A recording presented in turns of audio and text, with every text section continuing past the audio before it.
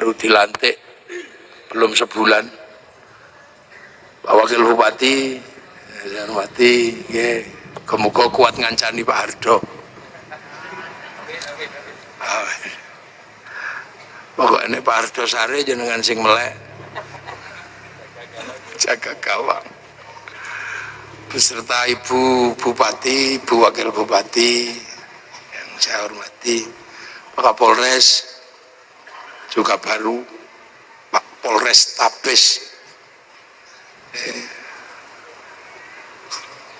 Pak Nopo nih, Pak, saya hormati DPR dan seluruh jajaran Forkompimda, Kandepak yang saya hormati, semuanya, yang nerbang yang saya hormati, para hadirin wal hadirat yang berbahagia, alhamdulillah. Ini peringatan Nuzulul Quran. Jadi istilahnya itu peringatan turunnya Al-Quran. Turun itu pengertiannya dari dulu ya, dari atas ke bawah. Dan itu turun, jadi Quran itu turun. Nah, istilah Nuzulul Quran itu ya lebih mendekati kebenaran, karena turun. Angka terendah itu satu. Nah, dua lebih tinggi dari satu, kecuali juara kelas. Kalau juara kelas satu lebih tinggi dari dua. Tapi kalau tangga dua lebih tinggi dari satu. Nah, Quran itu posisi awalnya itu memang tinggi, karena posisi awal Al-Quran itu di langit ketujuh. Jadi Al-Quran itu posisi pertamanya itu di langit ketujuh, terus turun ke langit satu ini kan langit satu ini. Bumi itu langit satu di satu planet.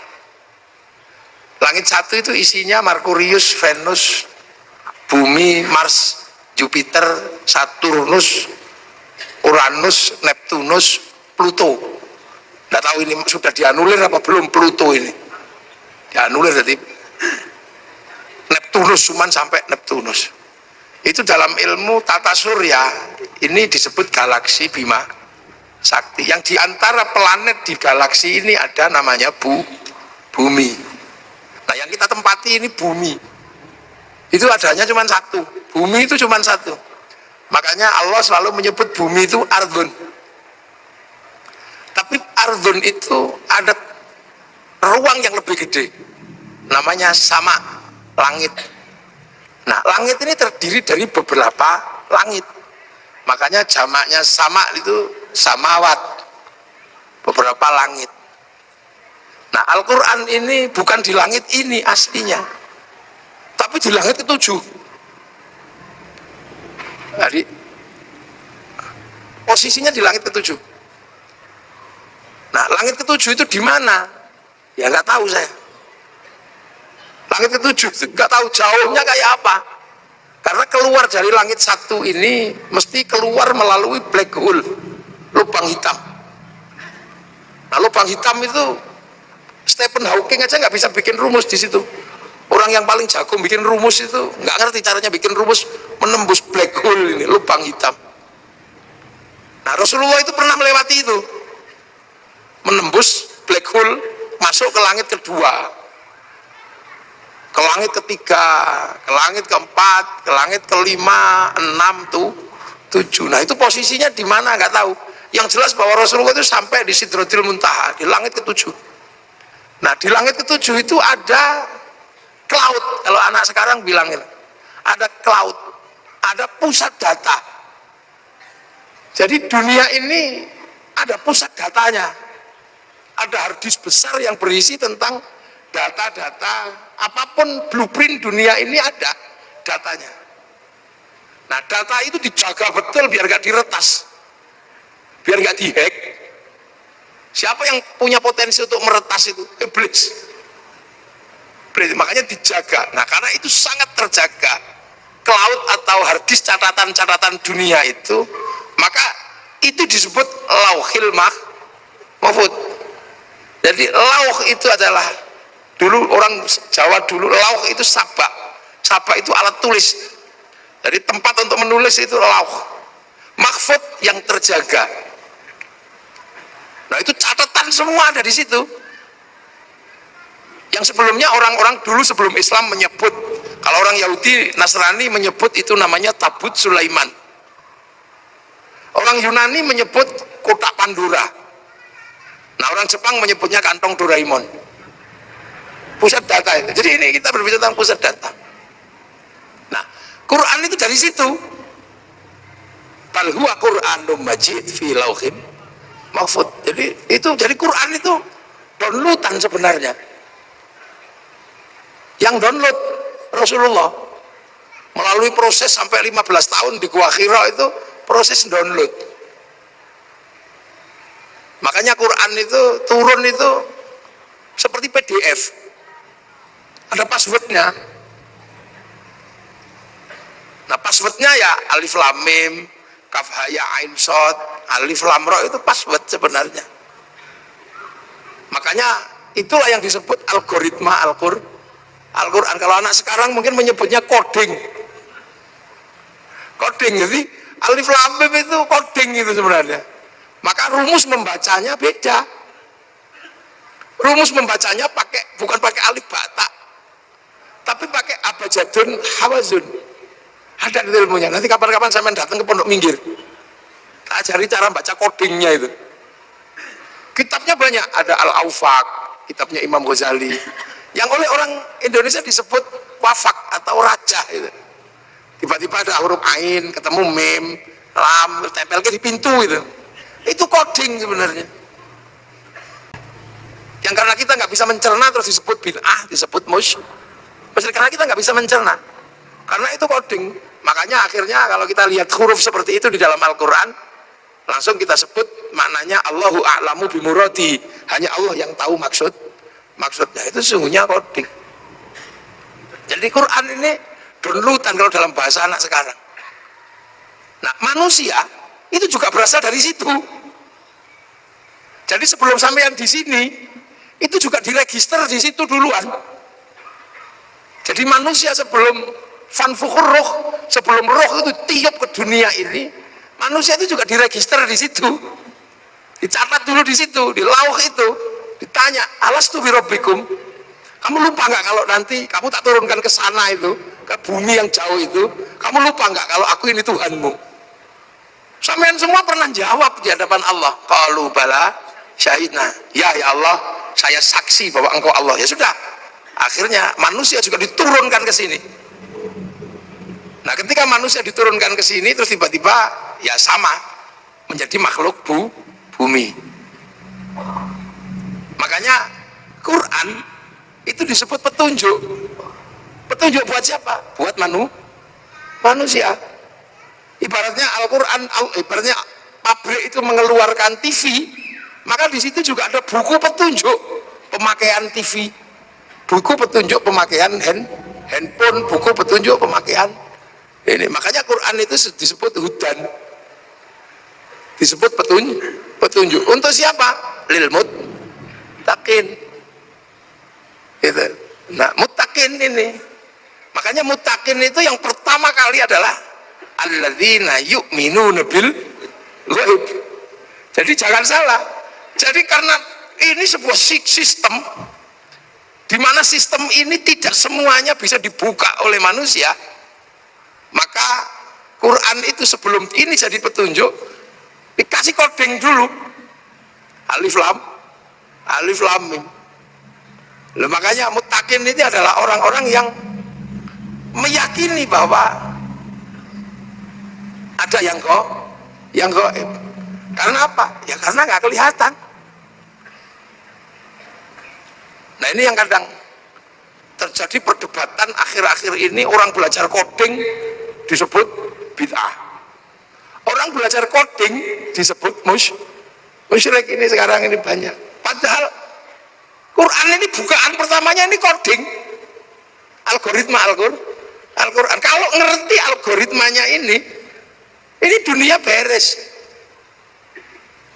Kenapa Cina itu begitu kuat? Karena dia mengerti algoritma digital domain internasional. Kenapa Amerika ini kuat? Karena dia menguasai coding algoritma digital. Dengan coding algoritma digital dia bisa ngambil uang dari seluruh dunia. Sampai bayar sekarang itu duit semua. Bayar. Makanya dilawan sama Cina pakai codingnya Cina.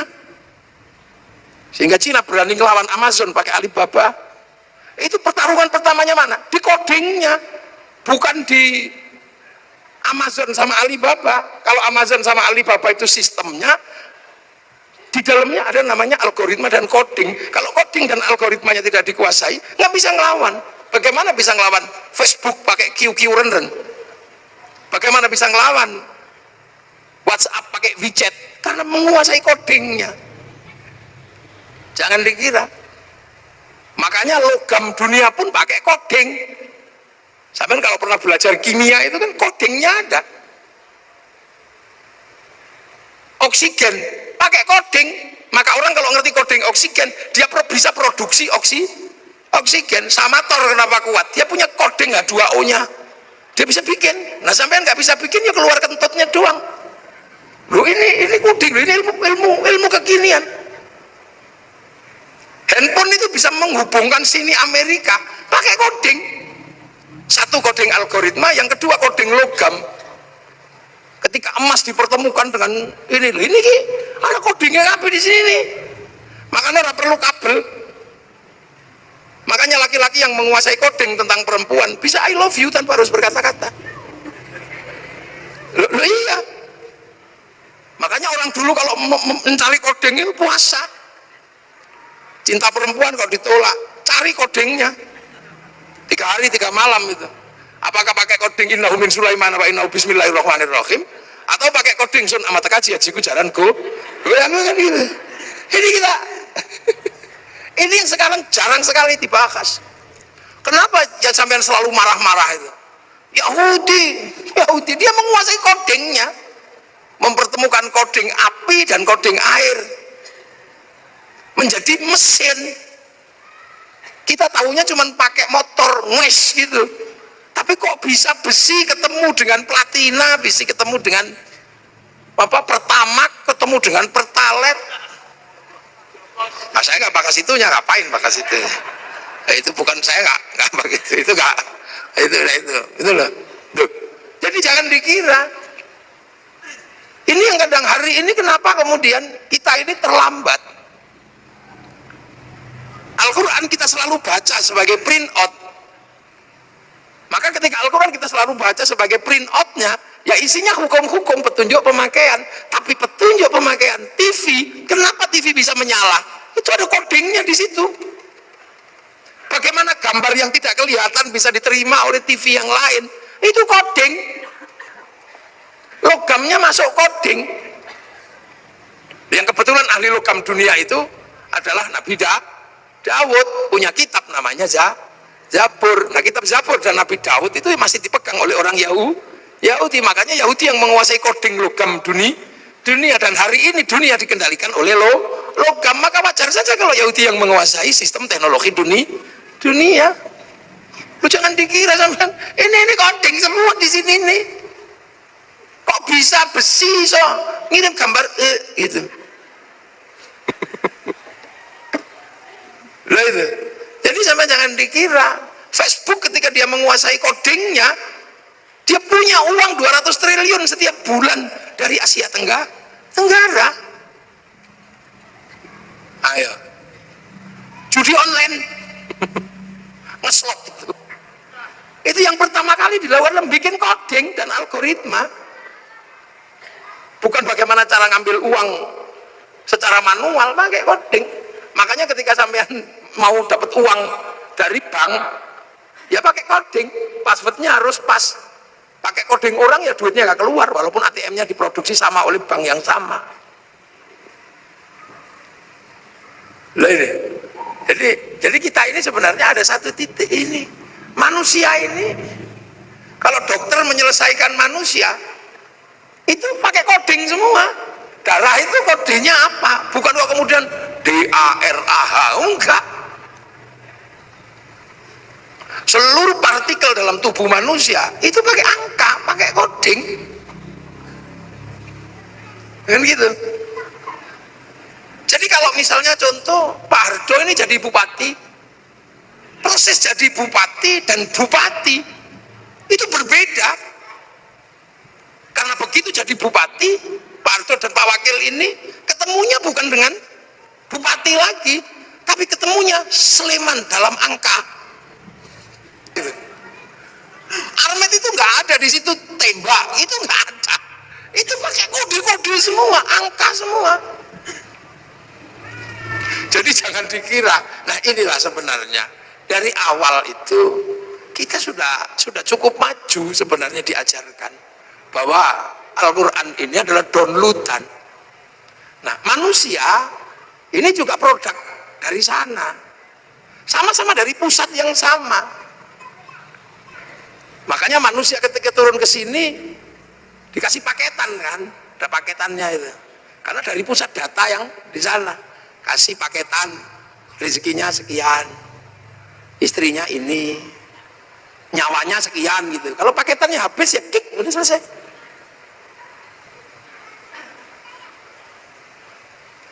Gitu. Makanya pertama kali Quran itu Iqra, Bismi Rabbika, memperkenalkan sesuatu yang ada di luar manusia sebagai pemilik semesta.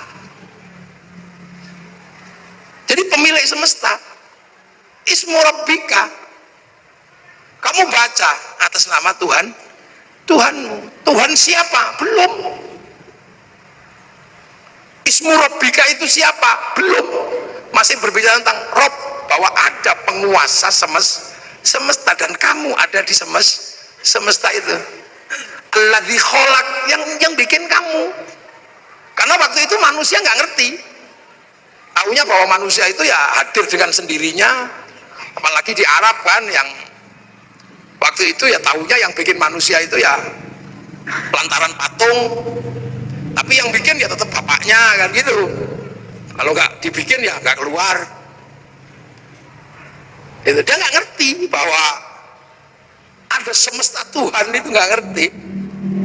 Makanya manusia pertama kali diajarkan, kamu harus tahu bahwa ada realitas universal, realitas mutlak, kalau di luar realitas parsial seperti kamu. Kamu ini realitas parsial, seperti realitas sapi, realitas ini. Tapi di balik itu semua ada yang mutlak. Nah itulah penguasa goib, pemilik goib itu. Yang kamu lihat karena kamu nggak kelihatan, atau yang kamu nanti akan lihat tapi hari ini belum kelihatan. Akhirat itu gaib karena kamu belum nyampe sana, nanti kamu akan sampai. Sederhana itu aja, ya sudah, kamu bawa, ada yang bikin.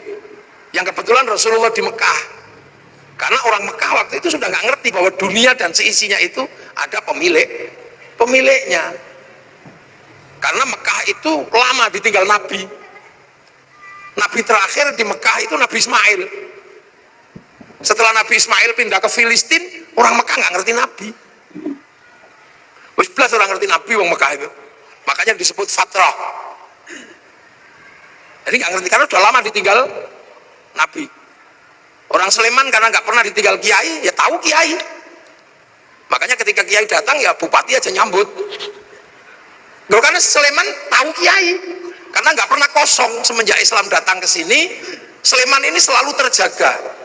Sehingga selalu ada kiainya, maka generasi kesekian pun masih tahu kiai. Gitu. Masih tahu ulama. Di Irian yang tidak pernah diajarkan tentang kiai, jangan pernah membayangkan mereka kenal kiai.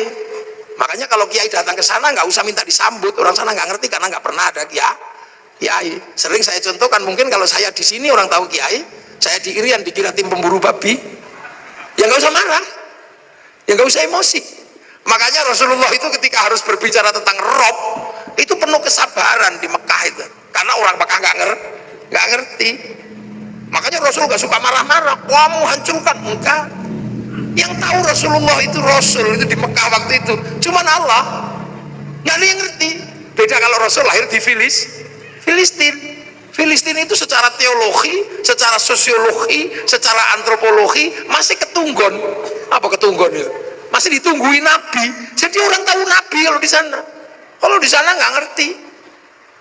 Kalau Nabi lahir di Palestina gitu, enteng. Aku Nabi. Oh ya, kamu Nabi. Karena orang lain di Mekah, aku Nabi. Makanya orang Mekah nggak ngerti Nabi. Makanya saksinya hanya Allah. Wa kafa billahi syahidah. Hanya Allah saksinya.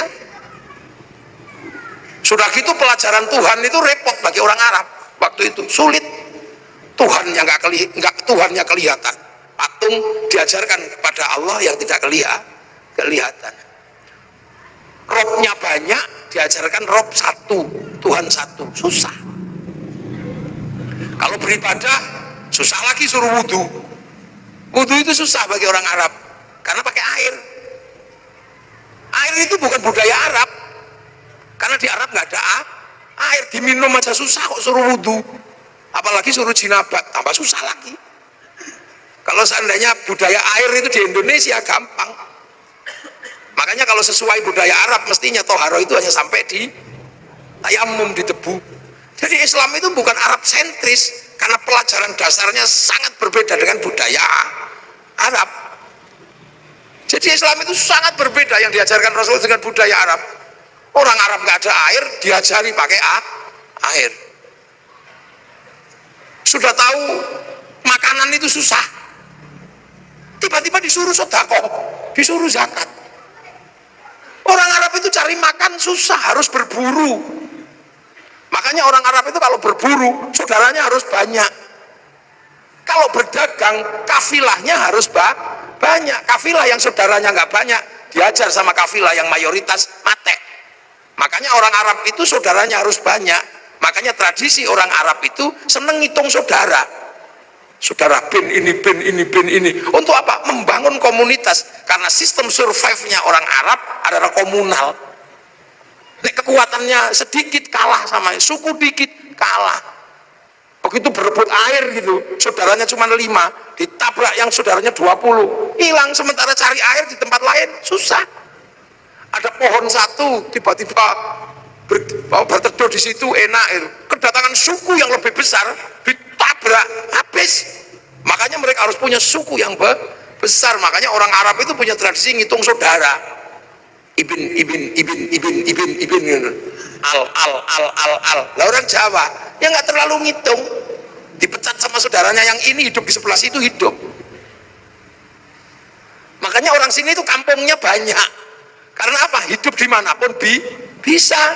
Di lereng Merapi ya hidup, di pojok minggir ya hidup. Di mana aja hidup orang Jawa itu. Hidup sendiri itu hidup, berdua gitu sama istrinya. Hidup di mana? Hidup cari air nggak susah, cari makanan nggak susah. Di Arab nggak bisa. Begitu ada sumber makanan yang berebut di situ banyaknya luar biasa. Makanya orang Arab harus punya saudara banyak. Makanya sampai di sini pun kalau keturunan Arab selalu ibin gitu. Kalau di sini nyaman, nggak boleh ngambil air di situ, bikin sumur di sebelahnya, ada sumbernya. Makanya di sini desanya banyak. Orang Arab kota, karena untuk menguasai resources butuh saudara yang banyak. Nah itu makanya ketika makanan aja susah, kok disuruh zakat, repot bagi orang sana. Apalagi suruh puasa, sudah tahu panas kayak gitu suruh puasa. Wah repot katanya, ajaran ini Tuhan ini merepotkan gitu. Lu puasa itu bagi orang Arab ketika musim panas susahnya luar biasa. Orang sini puasa lari ke tepi sungai nyemplung beres, berteduh di bawah pohon pisang sambil sinsot enak. Makanya orang sini itu puasanya itu nggak khusyuk karena sumber makanannya banyak. Orang Arab kalau puasa khusyuk karena keluar rumah lihat padang pasir, siapa pengen makan padang pasir? Makanya orang sini kamu daripada keluar rumah lihat jambu, lihat apa, daripada itu mending tidur. Makanya dalil yang paling terkenal di Indonesia itu naumuso imin ibadatun. Jadi tidur itu adalah bagian dari ibadah. Karena potensi gak khusyuk ketika keluar rumah itu tinggi. Nah itulah makanya orang sini kalau bulan puasa lebih banyak tidur. Nah, akhirnya susah nyarinya karena tidur. Daripada susah-susah nyari dimerconi. Makanya bagi orang Indonesia mercon itu sesungguhnya adalah bagian dari proses puasa yang punya sistem kultural yang seperti Indonesia. Maka Pak Kapolres, mercon jangan terlalu dilarang. Loh ya kan? Ada bagi loh, ini budaya masing-masing sama. Orang Arab itu kalau zuhur, asar, satu-satunya tempat yang besar itu masjid. Dan senang berkerumun. Makanya setiap waktu sholat mengumpulkannya nggak susah. Nah orang sini di rumahnya nyaman, di sawahnya nyaman, sehingga waktu sholat lebih banyak tercecer di rumah, tercecer di sawah. Orang sana pasti langsung datang ke masjid. Karena apa? Pusat komunal itu masjid. Makanya kalau di sana Allahu Akbar, sudah di dalam masjid, yang sudah nunggu semenjak sebelum sholat. Lah di sini nyaman di sawahnya, nyaman di kebunnya, makani bebek. Ya makan nunggu masjid itu. Sambil nunggu Robbana, ya Robbana. Sambil nunggu karena nyaman di tempatnya masing-masing. Speakernya harus tinggi biar denger. Nanti datang satu malah rokokan depan masjid. Ya yang sabar. Makanya ada pujian tombo ati. Wong wis pegel nambah niatine dhewe ra. Ini menghasilkan sistem sosiologi agama. Antropologi agama itu muncul dari situ. Begitu udah nggak tahan karena terlalu lama, baru diurugi anjang jeruan kok lu. Ini sistem sosiologinya. Makanya puasa di sini nyaman, orang tidur ngorok gini. Lihat matahari nggak kayak orang Arab. Orang Arab matahari keluar nampak karena apa? Padang pasir. Orang sini baru bangun nggak akan lihat matahari, kehalang Gunung Merapi, kehalang bambu, kehalang apa. Makanya biar nggak kebablasan ada tarhim, imsak, siap-siap, hati-hati kebablasan. Terlalu malam nyenyak tidur dibangunkan pakai tukrik sahur nyaman orang sini tidurnya. Sahur ora sahur sakarepmu.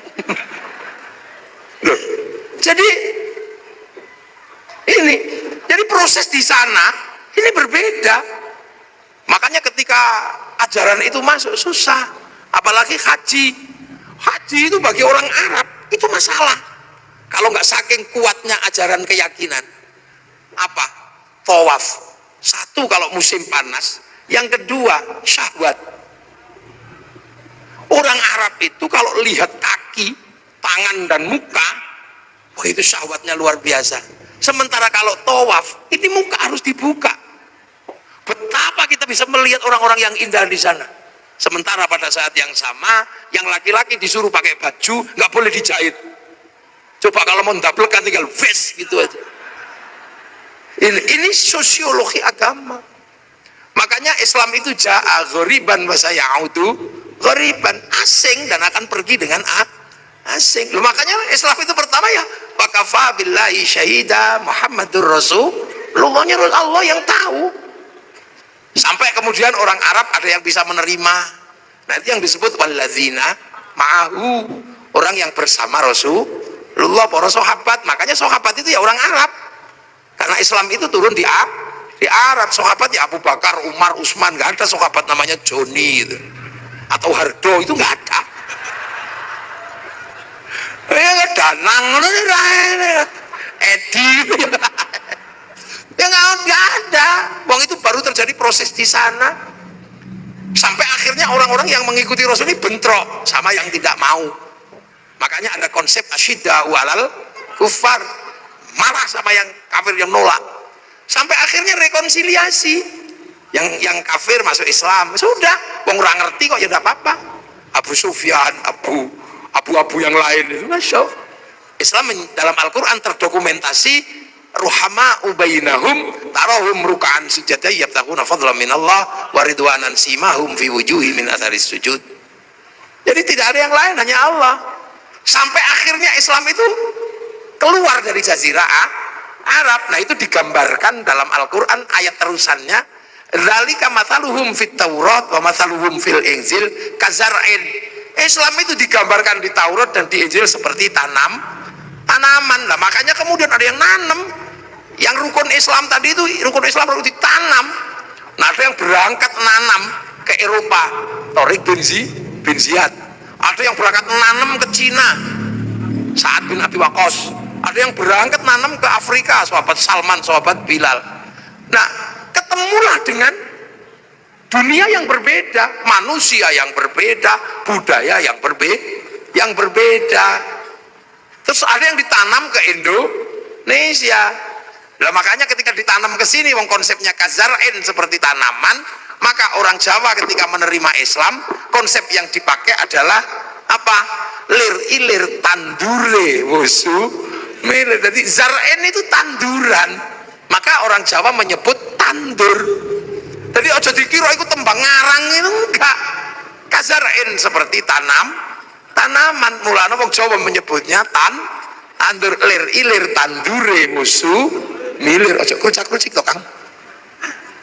Ya. Jadi tandur. Nah, itu ditandur di semua tempat. Yang tadinya wudhu, di sini nggak ada masalah.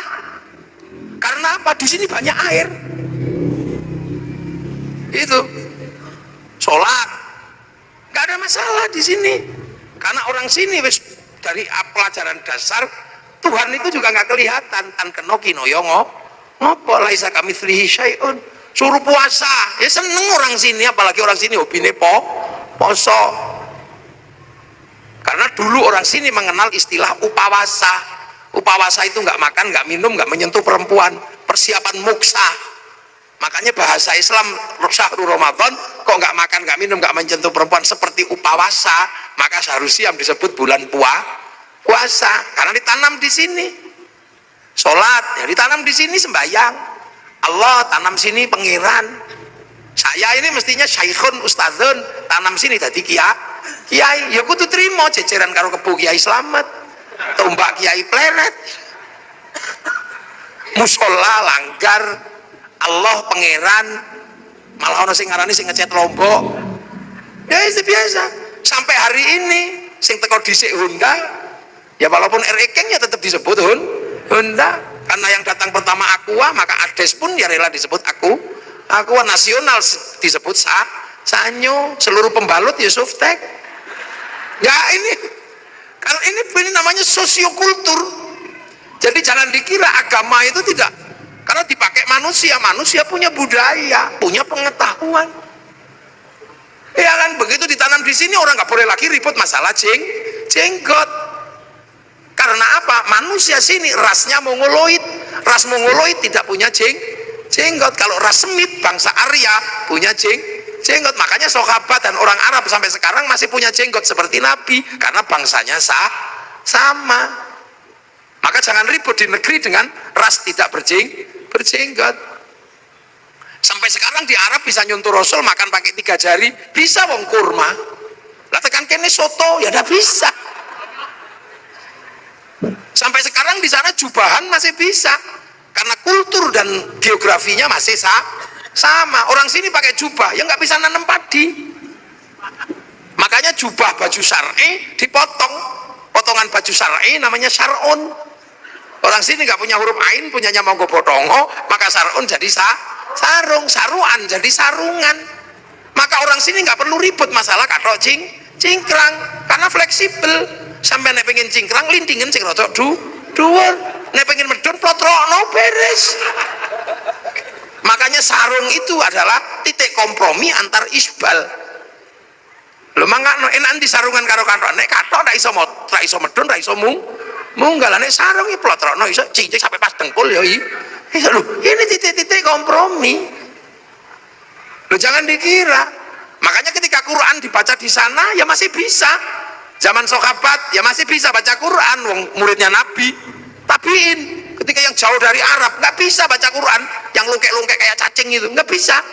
Makanya terus tahun 65 Hijriah Quran itu dikasih titik-titik, itu anyar itu. Nun ada 1 titik di atas, ba ada di bawah, tak 2. Itu zaman Abul Aswad Ad-Du'ali tahun 65 Hijriah. Disebar lagi bangsanya beda, titik-titik gak cukup, dikarokati fathah kasroh dhammah.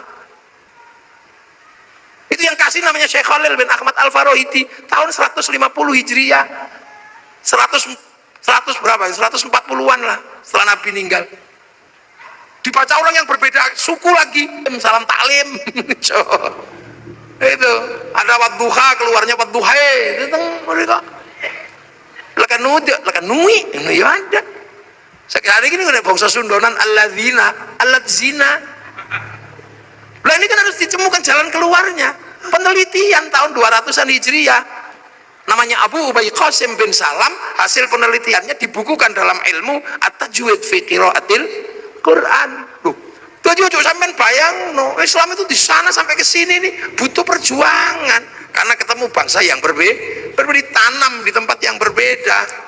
Prinsipnya cuma satu, tumbuh enggak tanaman ini?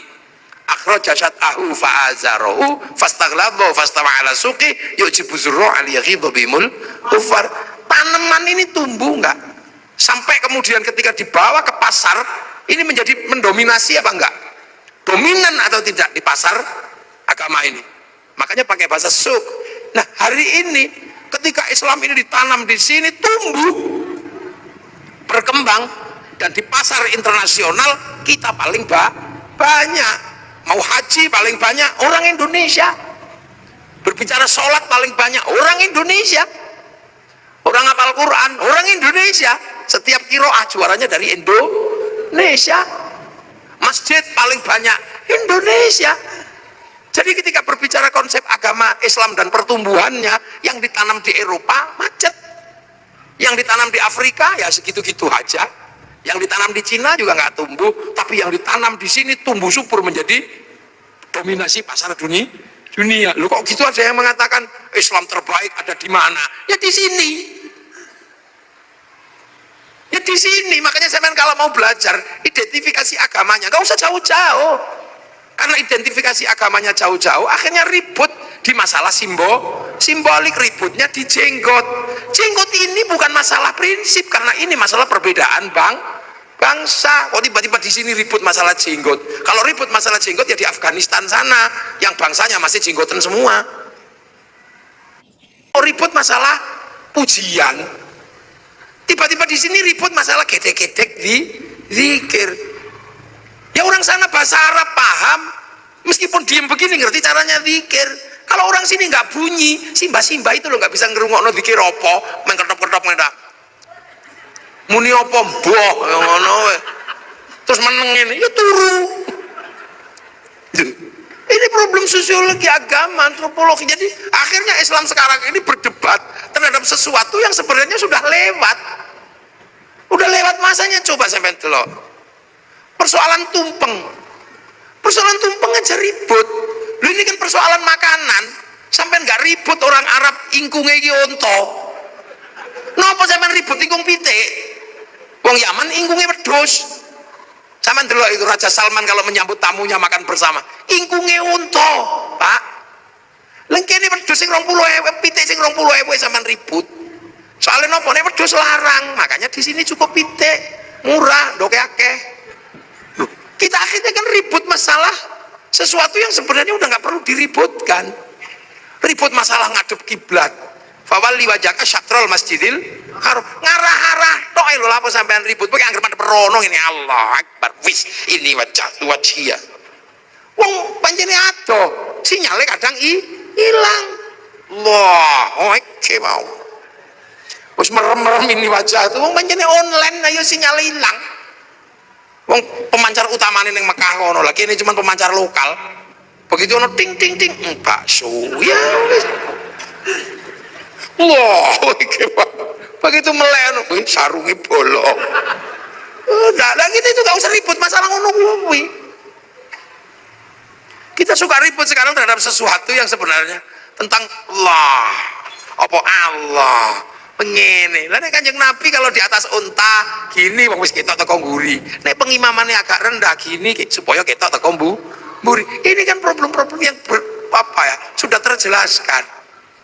Jadi karena ditanam di sini ya pakai sini. Krungu Islam Nusantara. Oh iki apa? Lu wong Islam fi Nusantara, Islam di Nusantara itu ya gini, sampean tutup auratnya katok, sak lambi, peci, kono jubah, kono apa udeng, man ngono tok, imamah ya udah loh. Jadi kita ini terkadang ribut, maka persoalan segi loro, ribut tumpeng, ribut ake, ribut hormat bendera, ribut apa? Yang sesungguhnya itu problemnya adalah problem bangsa yang berbeda, tapi rukun iman, rukun Islamnya tidak pernah berubah. Lah kok sama ribut kentongan karo beduk, padang pasir, wow akbar, Allahu akbar, krungu wong kado, dan kini ada kayak beduk ora krungu. Saiki beduk pensiun gara-gara ono speaker, karena lebih keras speaker itu. Besok speaker ya pensiun, wong lu nang masjid di WA pakai alarm, itu ganti. Lho, rabi biyen salaman gini, saiki lewat video call ya iso. Zamannya berubah. Dhisik wong Jawa sing paling sakti iku sing nempiling semaput, iki sakti. Saiki wong sakti kere. Sak tempilingan 7 juta. Tanya Pak Kapolres sekarang, kalau tidak percaya mati silang. Dhisik orang sakti itu ketika ngelirik wong wedok I love you, poso pitung dino pitung bengi. Saiki lho urung poso, kelewatan Avanza, wis I love you. Cinta tumbuh bersama Avanza.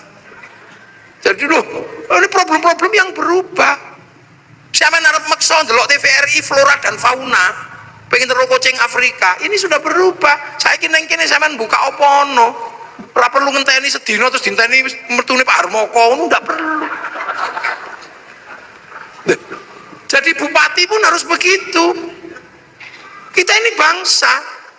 Makanya sekarang Sleman lagi masalah sepak bola itu. Lah ya, Pak Bupati harus tahu sepak bola ini rasa ngoyo. Sepak bola itu punya bangsa yang berbeda. Wong Eropa ini gede-gede dhuwur-dhuwur.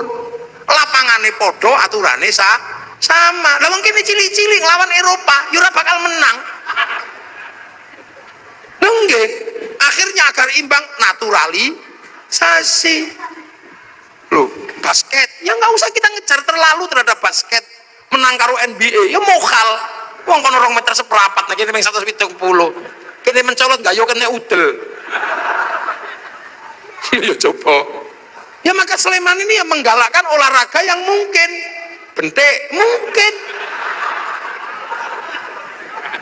Lu sekarang sepak bola itu kalau nggak naturalisasi, ya mesti kalah. Wong-wong cilik pelik-pelik ngono gini kalah. Itu olahraga internasional, standarnya sama, aturannya sama, manusianya berbeda. Ayo kondi kon menang tinju kok musuh Tyson, jadi samplo ya pingsan dewe.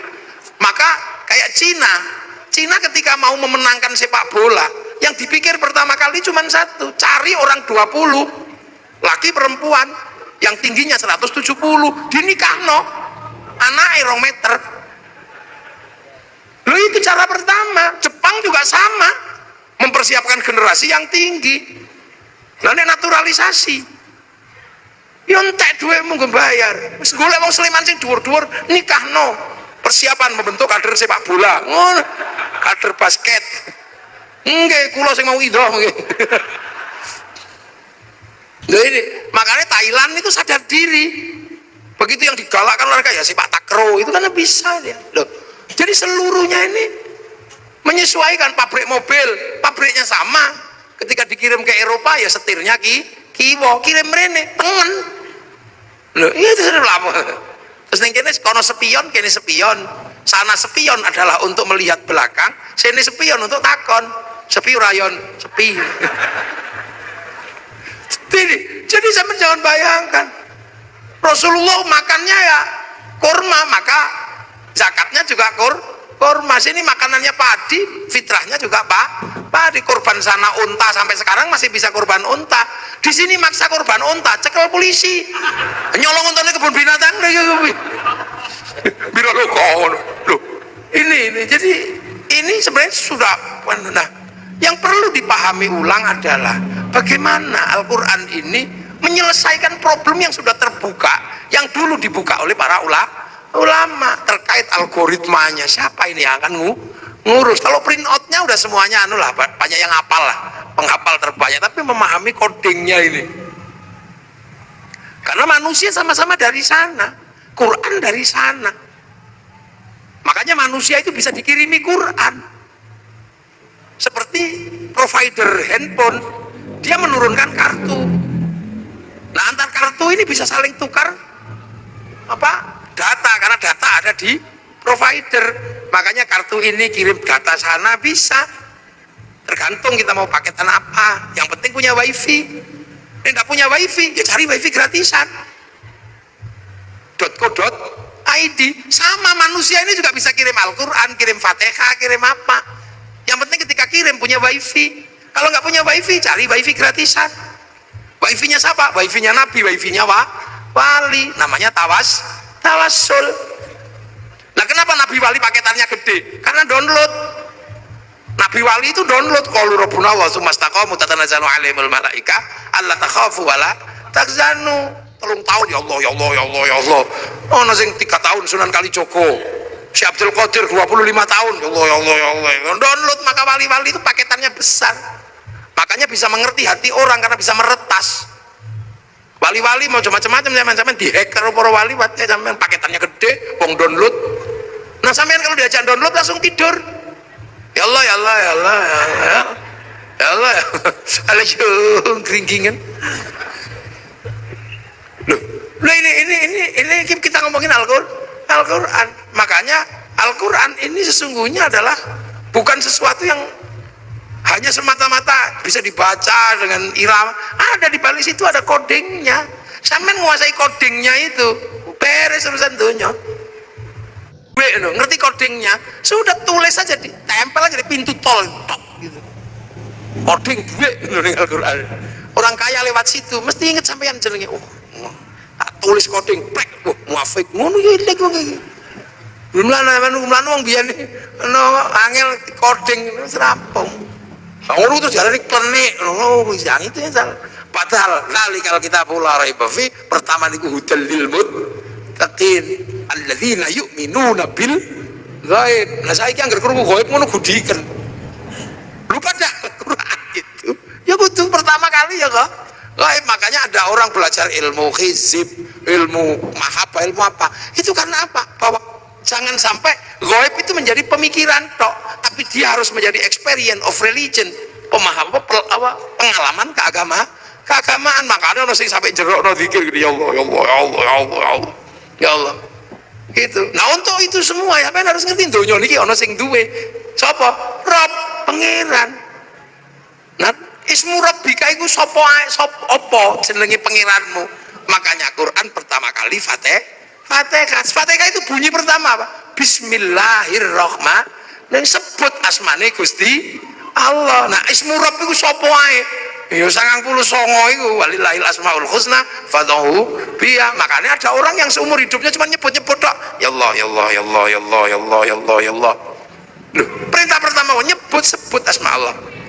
Sebut. Entah seorang iso muni diajari apa? Gedege, ya Allah, ya Allah, ya Allah, ya Allah. Tangan nggak bisa bunyi cekeli tas bokong nggak bisa bunyi suruh duduk, kaki nggak bisa bunyi suruh sila, supaya semua bisa menyebut asma Allah. Dok subhanallah, pecah telek masya Allah, ngelunggui wujud iya Allah. Ini kan pelajaran dasar, sebut asma Allah. Makanya kalau ada orang gedek-gedek, oh coba lo kan itu mengajari kepalanya agar bisa mengenal Allah. Nek ana wong nyekel tasbih aja mbolokno karena mengajari tangan menyebut asma Allah. Nek ana wong sila coba nesoni, itu kaki sedang diajari menyebut asma Allah. Dan nanti kalau semua asma ini sudah kamu sebut, hatimu akan tumbuh, nyumber itu akan keluar apa? Ar-Rahman, kamu akan tahu semesta Tuhan bahwa Allah itu penuh belas kasihan. Ar-Rahman kang welas asing dalam dunia lan akhirat. Jadi sesuatu di dunia dan di akhirat itu dapat rahmatnya Allah. Makanya sampean nggak usah marah sama orang Cina. Wih, lo Cina itu neng dunia berarti oleh welas asih Gusti Allah. Makanya orang Islam itu bisa berhubungan sama Cina dengan inten. Kapan? Ya ketika sholat. Orang sholat pasti berhubungan sama Cina secara inten. Kenapa? Karena sholat itu nutup aurat. Tutup aurat itu kain itu urusannya pabrik kain. Nah pabrik kain itu sing duwe Cina, mula aja ngamungan karo Cina ne lunga udah. Loh, ini dunia ini nggak ada yang berdiri sendiri. Ngaji malam hari ini Jepangnya ra teko, mike teko. Sampean wudu itu urusannya sama air, tapi air diurus sama pipa sanyo diurus Mas Pion. Sampean ra entuk ngamuk pabrik. Lu mau haji pesawat dari wong Yahudi mati sampean wangi. Lu makanya Ar-Rahman ini meletakkan manusia hidup penuh kasih sayang karena apa? Saling melengkapi. Itu kurikulum dasar menjadi manusia yang integrated. Makanya kiai-kiai ini pokoknya mau coba Fatihah bismillah hilang karena sampai kehilangan bismillah dia akan kehilangan kurikulum dasar menyebut asma Allah. Mulanya uang nek waca Fatihah kok bismillah hilang, dia nggak punya kurikulum dasar menyebut Allah. Begitu ratu kurikulum dasar menyebut Allah, yo kaku. Makanya uang nek waca Fatihah bismillah hilang, keras. Dikit-dikit marah. Nah ini di sini ini sebenarnya adalah pembelajaran dasar. Nah hal-hal seperti ini kadang nggak disampaikan. Karena apa? Ini butuh konsekuensi logis. Konsekuensinya apa? Harus ada laboratorium Al-Quran misalnya. Depak Sleman harus membuat laboratorium untuk belajar coding Al-Quran. Itu Depak harus tanggung jawab. Kalau Depak tanggung jawab, ya bupati harus biayai. Kementerian Agama membiayai ini untuk apa? Mengkaji kitab-kitab klasik untuk membuka kembali algoritma dan coding Al-Quran. Kajian Al-Aufaq, Mamba Usulul Hikmah, Syamsul Ma'arif, ini kajian-kajian coding. Saya tahu seperti ini, kenapa coba? Belajar dari mana? Dari anak saya yang kecil. Angger dino Rebo belajar coding. Oh lah kok sama dengan sing tak pelajari mbiyen. Cuman ini coding digital, sing tak pelajari mbiyen coding Al-Quran. Dulu saya belajar tentang abjadun hawazun ini. Ono wedhus ngangel di kongkon manak template empek ngono rong dina metene wong tak mondho ngerti. Wong ra manak-manak ngono dikai coding wetenge template bluk ngono. Oleh 2 wulan ngono wis mandeg. Lha iku mbiyen makane kan ada raja-raja itu coding sebenarnya. Oh, begitu delok lho kok padha karo sing diajari anakku. Cilik belajar coding ini sama. Cuman itu coding ABCD, kita coding Arab. Lah itulah makanya Indonesia ini nyimpen data besar juga nggak bisa karena coding kita nggak punya, huruf kita menggunakan huruf ABCD. Cina bisa karena codingnya huruf dia. Makanya ketahanan digital kita nggak pernah bisa karena apa? Coding huruf kita menggunakan huruf ABCD, huruf Eropa. Coba disepakati coding kita huruf Jawa gitu misalnya. Terus pas bel gedes ngono kira-kira. Tapi untuk kebutuhan itu butuh laboratorium besar. Jadi Depak Pak Sidik harus membahas itu nanti. Ajukan anggarannya kepada Pak Bupati. Boleh golek piye wong bupati kok kangelan. Ya iya, apakah Pak Bupati nanti golekne nang Merapi apa nang endi ya sekare kondo ngono ae to. Untuk bikin laboratorium bagaimana belajar coding Al-Quran. Wong kitabe ono kok. Jadi ojo MTQ tok sing diurus itu, codingnya juga harus diurus itu. Algoritmanya itu mesti diurus. Karena insya Allah kalau kita ketemu coding-coding itu, ilmu pengetahuan terupgrade dengan sendirinya. Iki loh metu iku kok coding iki. Ya angka-angka semua iki dadi duit kabeh lho iki. Jangan dikira itu nggak pakai uang, itu coding itu. Jadi video, jadi apa? Nggak coding, Kang. Nggak gitu. Ya bahwa wujudnya itu ujungnya apa? Penguasaan dan dominasi. Nah kalau sudah penguasaan dan dominasi bisa intervensi. Bisa menjadi sebuah agama yang kuat, bangsa yang kuat. Artinya apa? Bisa produksi. Nah bangsa itu kalau sudah bisa produksi, kekuatan bangsanya terjaga. Kenapa Jepang nyaman? Bisa produksi. Total handphone batine piro untuk menghidupi rakyatnya. Jadi urung sampai ngelola sumber daya alam, duit dari jualan iPhone cukup untuk menghidupi bangsanya. Jualan tank cukup untuk menghidupi bangsanya. Korea negara kecil itu loh bisa menghidupi bangsanya dari dodolan lagu jenenge BTS. Loh, saya ini generasi zaman all ya. Masih ingat betul bahwa tahun 91 kalau nggak 92 itu konser terbesar di dunia itu Metallica di Moskow. Terjual tiketnya 6 juta tiket. Itu sampai sekarang belum pernah terbayangkan akan terkalahkan. Begitu COVID diajar karo BTS kalah. Sekali konser itu berapa? 100 juta orang yang nonton. Itu daring. Seminggu 4 kali, sebulan 16 kali. Tak hitung dalam waktu 1 tahun pemasukan dari BTS untuk Korea 2.500 triliun. Total ceng ngono tok. Amerika dapat pemasukan dari Facebook dan dari WhatsApp itu. Bayar, ngono bayar. Paling tidak per bulan 200 triliun. Nah sampean dodol apa geblek? Loh, ini penguasaan dunia, jadi coba kira dunia ini. Sampean selalu membayangkan APBD, APBN, tapi sektor informal yang dunia sudah bergerak nggak tergarap. Sampean malah mikir gawe biro umroh. Jadi sektornya tetap sektor manual, yang hitungannya hitungan analog, bukan hitungan digital. Pernah enggak terus tiba-tiba kaum muslimin ini berpikir sholat Jumat digital, online, malah tadi masalah. Imamnya yang Surabaya, makmumnya yang Semarang. Maka Pak Harto jadi bupati juga mesti mikirin yang itu, Mangke Pak Harto. Ojo kok mikirin pajak pasir, raukel. Anak Sleman yang pinter-pinter kumpulin semua. Wong Sleman ini gudangnya wong pinter. Kampus UGM, UPN, UIKIP cariin satu IAIN, wis ngono bahas. Mungkin nggak bertarung di dunia digital, pakai coding ngopo iso. Loh, ini penguasaan itu. Sampai ojo bayang no. Makanya negara-negara yang bangkrut itu negara apa? Ya nggak bisa ngerespon. Ya coba, lagi, meng total BTS, ceng ngono setahun sakmono. Ya itu sistem. Gojek, iso ngalahno Bluebird yang armadane triliunan, meng nganggo coding laptop loro tok. Sampeyan bayangno Bukalapak bisa mengalahkan di bursa ngalahno Gudang Garam sama Jarum itu. Meng Bukalapak butuh laptop loro. Nah ini, Al-Quran itu punya coding-coding seperti ini. Ayo kapan Sleman gawe laboratorium? Apa dikilen ning Pemkap, apa dikilen ning pondok ora apa-apa. Lumayan aku lah. Dan gawe ning Pemkap ya enggak apa-apa, cuman kan pembiayaannya terlalu gede. Karena kalau di Pemkap itu sing biayai bupati, jadi mesti hitungannya rada gede. Nah ning pondok kan gratisan. Tapi memang harus ada laboratorium itu. Hitung nanti kita bisa kita uji. Dengan teknologi digital antar frekuensi itu apa sih? Apa ini antar frekuensi? Kita buka fikulubi marodun itu apa codingnya? Nanti kalau codingnya ketemu alat ini untuk menghilangkan orang sakit hati. Orang yang aromaterapi yang mampu menghilangkan sakit hati. Lu ini berarti agama ini sebenarnya sesuatu yang sangat luas dan masa depan.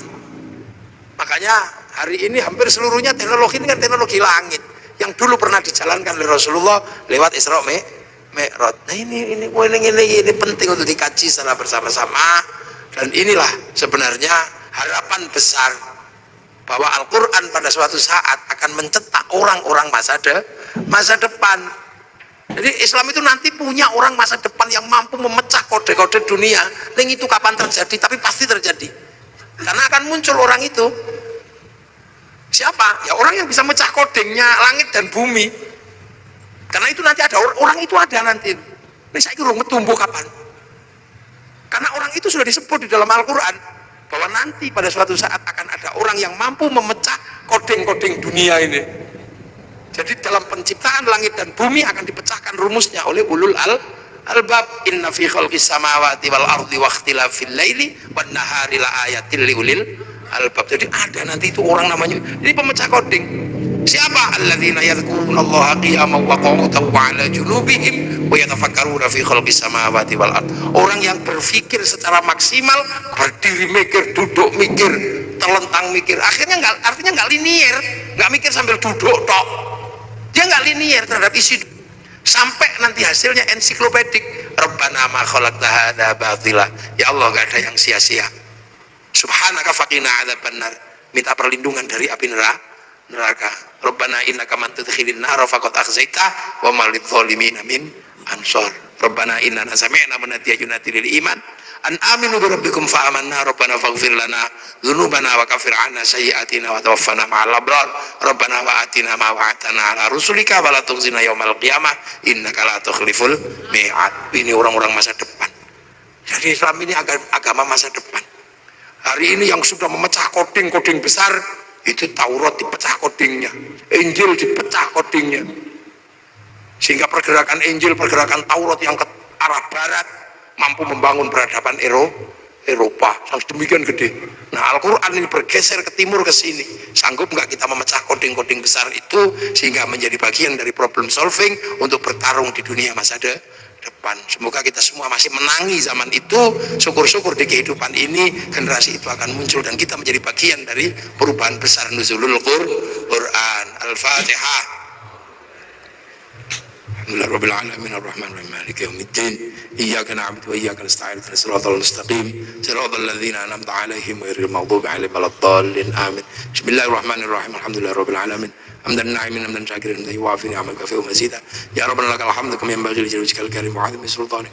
Allahumma iftah 'alaina futuhal 'arifin Allahumma iftah 'alaina futuhal 'arifin Allahumma iftah 'alaina futuhal 'arifin bi hikmatika wansur 'alaina rahmataka wa dhakkirna wa nasina ya Allah ij'al aulad wa rizqana halan bi nasina baina ummatina bi syekh masyayikh jami masyayikh al muassis Sulaiman ya Allah maghfir lahu warhamhu wa fa'anhum Allahumma tahrimna ajrun min tabdil ba'd maghfir lahu Allahumma jil qabna tabadat jinan Allahumma jil madran jamal qubul min rasulullah bi aqlana jil rabbika radiyatan mardiya fadkhuli fi ibadati jannati rabbana atina fid dunya hasanah fil akhirati hasanah wa qina adzaban nar sallallahu ala sayyidina Muhammadin walhamdulillahi rabbil alamin. Fatihah. Ghairil maghdubi 'alaihim waladdallin amin. Assalamualaikum warahmatullahi wabarakatuh.